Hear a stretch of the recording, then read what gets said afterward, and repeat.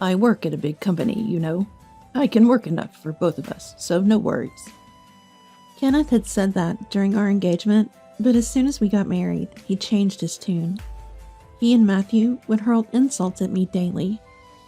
On top of that, he managed the money himself and skimped on living expenses.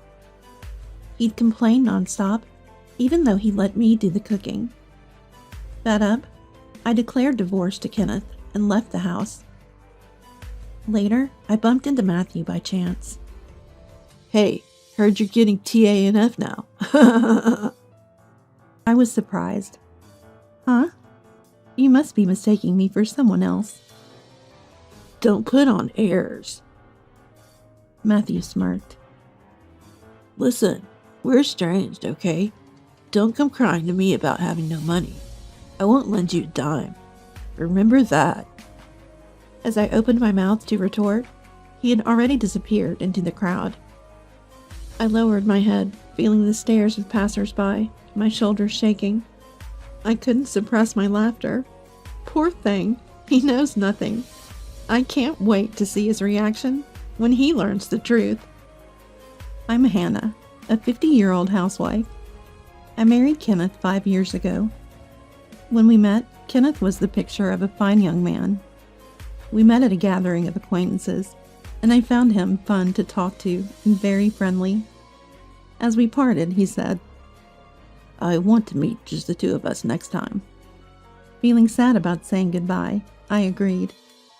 When we started dating, he mentioned having a son named Matthew with his ex-wife, who was then in 5th grade. We dined together a few times. He was a bright and pleasant boy, just like his dad. A year later, on the night Kenneth proposed, I took a leap and opened up. You know, I live with my parents while working part-time, right? The company I joined right after graduating was a black company, and it wrecked my health. Is that so? It was tough to quit, too. I think long hours will be difficult for me in the future. Then, Kenneth smiled kindly. Don't worry about it. Just stay at home. Look, I work at a big company. I can work enough for both of us. Relieved by his words, I accepted his proposal. I was glad to have met a good man and believed we were starting a happy married life. I never imagined tasting despair in less than half a year. As we got used to living as a family of 3, Kenneth and Matthew's attitudes changed drastically. They started ridiculing my actions and words in a light tone. Mom, are you bedridden again? Where's my sandwich? Matthew frowned discontentedly as he came into the bedroom before school. I had participated in weeding at a nearby park yesterday and felt ill. It was an unusually hot day, and I had felt unwell since the day before. I had asked Kenneth, but he refused with an irritated look. Being a housewife must be nice. Slacking off all year? I need my days off, you know? Let me rest. Okay. Unable to get up the next morning due to pushing myself, I apologized to Matthew. Sorry, Matthew, I couldn't prepare your sandwich, so buy one at the grocery store. Handing him money, Matthew grumbled. Mom, can't you at least make a sandwich? You always take shortcuts with frozen food or leftovers. You're failing as a mom, if you can't even cook. His words stung. Don't blame Mom, Matthew. Kenneth joined in with a half smile as he passed the hallway. Since you skimped on the sandwich, tonight's dinner must be lavish. Oh, is that so? Then I'll look forward to it. Being a housewife, you should have plenty of time for dinner, right? You're not sleeping until the evening, are you? Make sure to clean thoroughly, without slacking. The two of them nonchalantly laughed at my poor condition, dropping their insensitive lines before leaving. As if I could prepare a lavish meal. Lying in bed and staring at the ceiling, I let out a heavy sigh. Because Kenneth is an extreme penny pincher. Despite being a section chief at a big company and earning a high salary, the living expenses he gave me were ridiculously low. It's my salary, so why should my wife manage it? After we married, Kenneth insisted on this, and I, not opposing, meekly followed. I believed it didn't matter who managed the finances as long as it was done properly. Then Kenneth got carried away and started spending money as he pleased. It's necessary for work. Drinking expenses are business expenses. It's essential. Using such reasons as an excuse, he would buy expensive clothes and watches for himself, but make a sour face even when I bought cheap snacks. Since he insisted that a housewife doesn't need an allowance, I had to report to Kenneth and get permission to spend money whenever I went to the hair salon or bought clothes. One pair of jeans is enough, isn't it? You're buying more? I want a warm pair for winter. Fine. Buy them at a cheap store. I also want to get a haircut. Can I go to the hair salon once every 2 months to maintain my hairstyle? Huh? What's the point of you trying to be fashionable? If you keep your hair long, you only need to cut it once every 6 months. I won't allow haircuts. That's why I'm only allowed to buy cheap makeup from drugstores. I want to switch to something better because it's rough on my skin. But he won't listen. Moreover, the living expenses he gives are a third of the average. Within this budget, our nutrition will be unbalanced. I lamented, to which Kenneth responded with a raised chin. On the TV savings show, they managed to live on this amount. They had a farmer-in-law providing vegetables and bread. It's impossible with these high prices. That's your job to manage. I was distressed by the thriftiness in living expenses, but what I couldn't stomach was about the wreath for Dad's funeral. When Dad, who had been ill, passed away, and it was time to send a wreath, Kenneth visibly grimaced. We don't need to send a wreath for the funeral, right?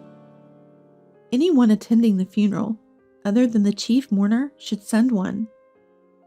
Really? Then use your savings. It's none of my business. He said this to me as I prepared for the funeral with tears in my eyes. His utter lack of concern infuriated me. I never planned to ask you for it, so don't worry. Good. But do Matthew and I really have to go? Our long weekend will be ruined, and I hate that. Right, Dad? I had plans to play a new game. Although they grumbled, I never doubted they would come. However, Kenneth and Matthew arrived late, barely greeting my mom and relatives, and left swiftly. My exhausted mom didn't seem to have the energy to blame them, but my relatives were furious. What's the meaning of this, Kenneth? Your wife's father died, and you're too cold? Matthew, you've received so many gifts and allowances from Hannah's dad. While I apologized to my relatives, I felt my love for the two of them rapidly cooling. Kenneth, always in stylish suits with a refreshing aura, and Matthew attending a prestigious university. Well regarded as a handsome father and son in the neighborhood, they only hurled insults at me at home. They wouldn't come straight home after work or school, wandering around and returning with lipstick and perfume scents. Despite doing as they pleased, they treated me like a housekeeper, demanding lavish meals with a meager food budget. Lately, when I served dishes with chicken or pork, both would glare at me with disdain and hurl insults. Don't you want to serve your husband good food after he returns from work? If I get sick from eating this poor food, how will you take responsibility? Are you even a mom? I can make delicious meals, even with chicken or pork. Besides, disliking vegetables and fish, you'll get sick with such a picky diet. I'm saying I'd eat, if it were high quality. Don't complain when you can't satisfy us. I don't need advice from someone as frail as you. They used to eat while complaining, but lately, they just leave the food untouched. Yet, if I don't cook, are you slacking off even though you're a wife? They would yell. I eat the leftovers for breakfast or lunch the next day, but tears well up, wondering for whom I'm cooking. As for their meals, they subsist on store-bought sandwiches, instant ramen, and snack foods. Eventually, Kenneth was diagnosed as pre-diabetic in a company health check, and Matthew started gaining weight. It was an inevitable outcome. Then they lashed out at me. What kind of wife makes her husband and child sick? We don't need a useless person like you. We're getting a divorce. Then I'll leave. They were surprised when I agreed easily. Are you sure? You're unemployed. You've been living off me. How will you survive now? Don't worry about me. I'll send the divorce papers for you to sign later. Please leave my stuff until the movers come to pick it up. Nobody's going to take your stuff. Kenneth sneered. You'll definitely regret divorcing a high-earning, handsome guy like me. A kind husband who lets you be a housewife with 3 meals and naps. There's no one else like that in the world, right? That's right. You've been living in luxury on Dad's money till now. You'll struggle from here on. While I packed clothes into my suitcase, Kenneth and Matthew kept talking endlessly behind me. Honestly, I envy Kenneth's ability to overestimate himself so much. When we were dating, I saw this part of him as confident and shining. You'll just go back to your parents, right? Say hi to your pensioner mom for me. You two will be heading straight to poverty. Matthew, I bet they'll end up on TANF soon. Matthew laughed at Kenneth's prediction. They already reek of poverty, but with Grandma, it'll be the ultimate. The funeral the other day was nothing special. It smelled like poverty. I thought so too. Like a poor family's funeral. I want a lavish one, Matthew. Got it, Dad. But for Dad, who works at a big company, and me, attending a prestigious university, poverty is a different world. Their endless comments infuriated me, but realizing it was pointless to respond, I let it all go. After returning home and explaining everything to Mom, she lowered her voice. At the funeral, seeing Kenneth and Matthew, I felt something wasn't right, but I thought it's not good to interfere too much in my daughter's household and kept silent. I was too preoccupied with Dad's care. I'm sorry for barging in like this. It's okay. I've been lonely without you. Why don't you stay here? Thanks. But once I get my job on track, I plan to move to an apartment. Mom's concern was comforting, but living with her might make me too dependent. Living nearby and visiting occasionally would be the right balance. Yes, Kenneth and Matthew mocked me as unemployed, but in fact, I've been working from home. It all started with the budget recipes I posted on my blog. After receiving many positive comments, I boldly launched a cooking site and shared my recipes, which quickly gained readers and internet fame. Soon after, an editor from a major publisher approached me, and now I'm gradually preparing to publish a cookbook. Thanks to this, I had no time to dwell on the divorce, and days flew by. One day, my phone rang insistently. I paused, stirring the ingredients in the pan, and answered the phone. Hello? Hey, what's this about a deposit for the divorce trial? I sighed, knowing it was about that. You and Matthew hurled endless abuse at me. Oh, I thought, never mind. Relief in his voice, Kenneth continued. I didn't cheat or anything, you know? What? Did you record me and Matthew? Your memory alone won't cut it. I've noted everything in my diary. Try and claim it if you can. Really, poor people and their obsession with money, you reek of frugality. If you think you can get a deposit for the divorce trial, go ahead. After his outburst, Kenneth hung up. I finished cooking and visited a detective agency, requesting an investigation into Kenneth's background. Soon, his affair with his subordinate was uncovered. The day after sending the 2-shot photos and investigation report to his company, Kenneth contacted me again. You, spreading this at work is low. The angry manager reported it to the higher-ups, and now I'm fired. Oh, she was the manager's daughter, wasn't she? It's your fault for cheating, knowing they're strict about such matters. I continued laughing. But you shouldn't have any trouble, right? With all the saving you did, you must have plenty of savings. Aren't you and Matthew living luxuriously? Matthew moved into a dormitory this spring because commuting was tough. Damn. I have prepaid dorm fees and apartment loans. My savings? Drained by that woman. She was two-timing me with a younger guy. Sounds tough for you, but it's none of my concern. Oh, and about the divorce trial deposit? I'll also take half the value of the apartment for distribution of property. When the invoice arrives, please transfer the full amount to my account. Kenneth was yelling on the other side, but I hung up without a care.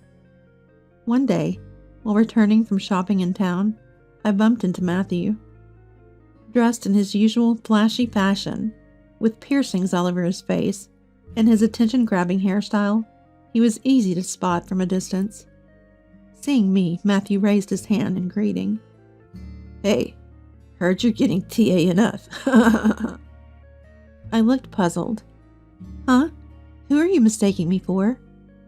Don't put on airs, Matthew said, smirking. It's obvious where an unemployed old lady like you would end up. If you had just obediently followed me and Dad, you'd still be living a comfortable life. It's pathetic, really. Angry, I couldn't help but retort. Receiving TANF is a citizen's right. Any one of us could need it someday, due to illness or an accident. It's wrong to look down on that. Yeah. So you're saying you're receiving it too? Matthew said, dismissing me with a smirk and pointing his finger at me.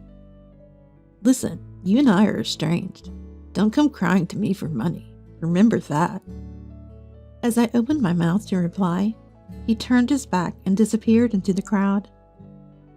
I lowered my head, conscious of the stares of passers-by, shaking my shoulders.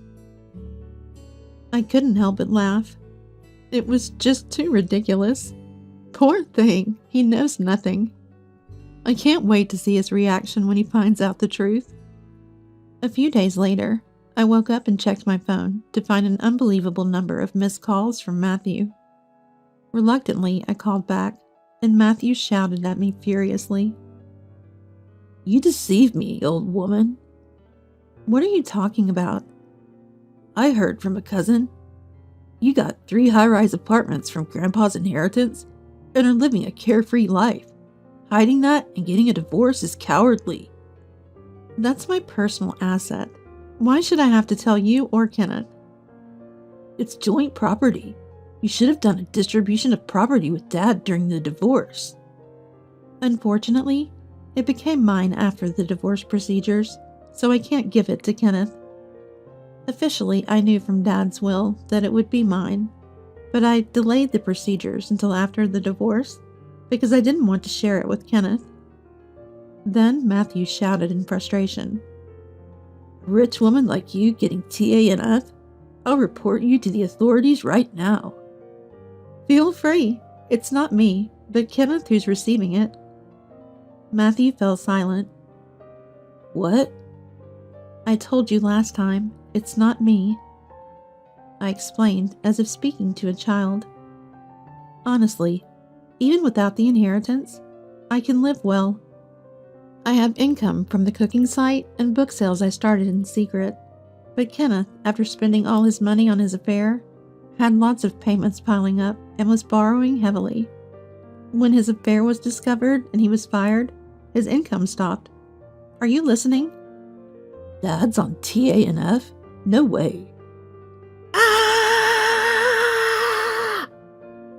I pulled the phone away from my ear as Matthew screamed. Waiting for him to calm down, I continued.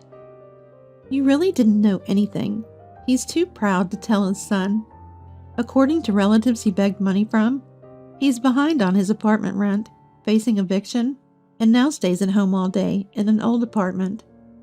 If you're worried, why don't you contact him? There was silence on the other side for a while. Then Matthew said resentfully, You're cold-hearted. After all Dad did for you, you have no intention of repaying the favor. If you have money, you should give some to Dad. Why should I? Ever since our marriage, It's been nothing but unpleasant memories. I don't feel indebted," I stated coldly. "If you're so concerned, why don't you, his son, lend him money? You're working part-time after all."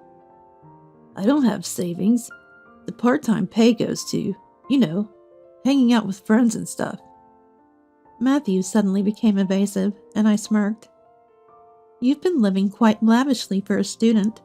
Borrowing money to hang out at clubs is not a good idea." "How do you know that?" "The other day in town, I saw you from across the street. After we parted, you met up with a girl at a club and entered a brand store arm in arm. Also, a club membership card was left at the house, and using my credit card for shopping without my permission is out of the question." Matthew stammered in response. "That's unfair. You got high-rise apartments from Grandpa. Why don't I or Dad get a share? This is discrimination." Yeah. The credit card bill will be sent soon. Make sure you pay it." Before I could finish, the call was disconnected. Sighing, I ended the call too. Just when I thought it was all over, a few months later, Kenneth and Matthew showed up at my parents' house without any notice. The doorbell rang incessantly, and when I answered, it was the two of them.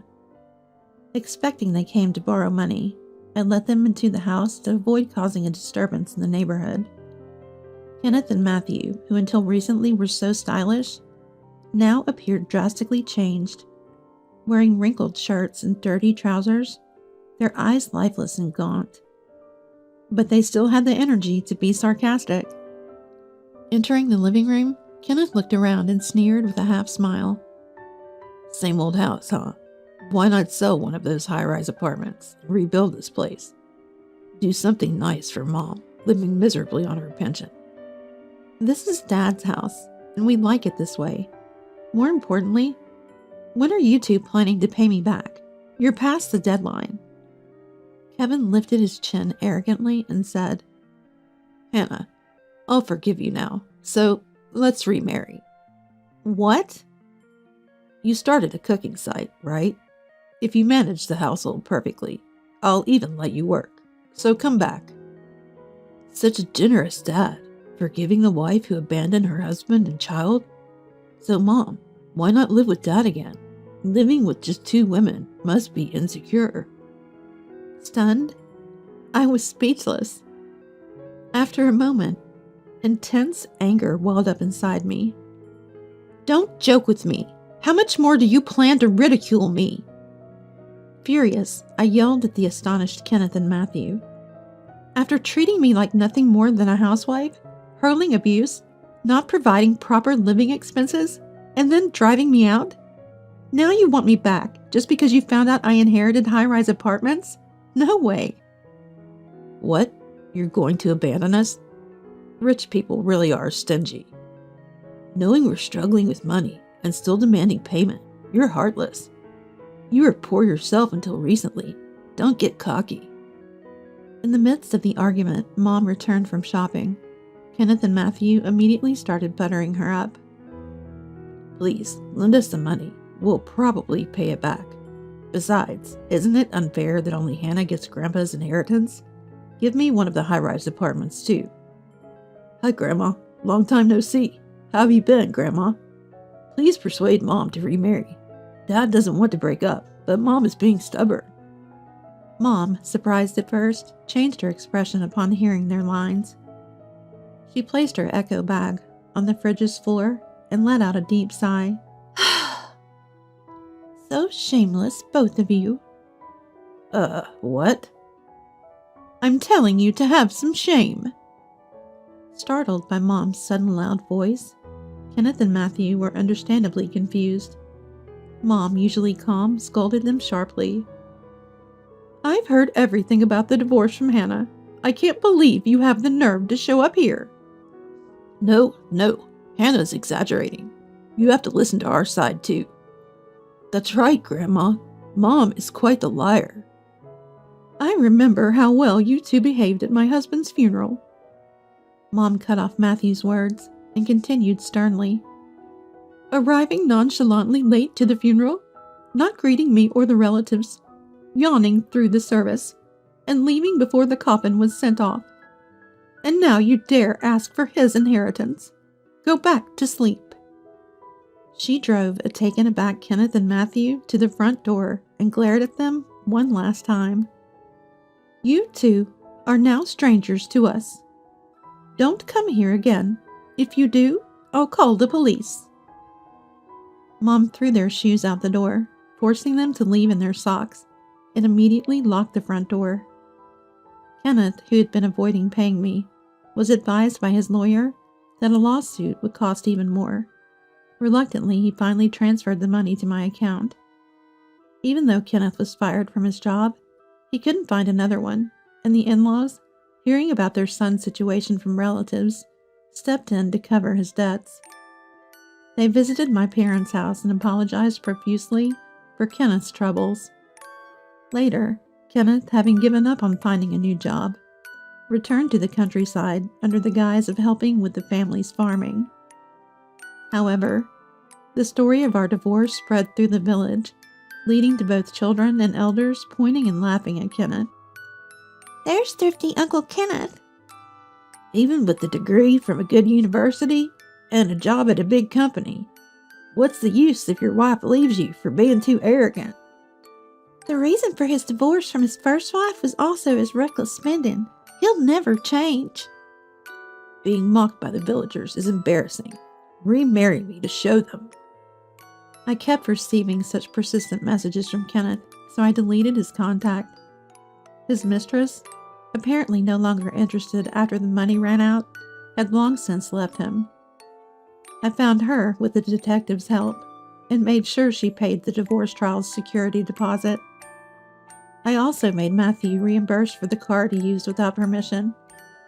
Though enrolled in a prestigious university and on track to become an elite like his father, Matthew started skipping classes and playing around, leading to failing grades and eventual expulsion. His friends and girlfriends were concerned, but Matthew, in his arrogance, alienated them with his prideful remarks. He then had a major argument with Kenneth, saying, "You're my son, yet you won't help repay the debt?" Now they're estranged. Matthew lives alone in a small apartment, making ends meet with part-time jobs. Gone are the days of buying whatever he wanted and enduring sarcastic remarks despite high earnings. For me, it's a refreshing change. With my cooking side taking off and a book deal finalized, I moved to the top floor of the high-rise apartment inherited from Dad. Mom is still healthy at 73. The high-rise is close to our family home, so it's convenient if anything happens to her. I'm planning a surprise hot spring trip for Mom's upcoming birthday. Though my marriage was a failure, I want to continue having a good relationship with Mom.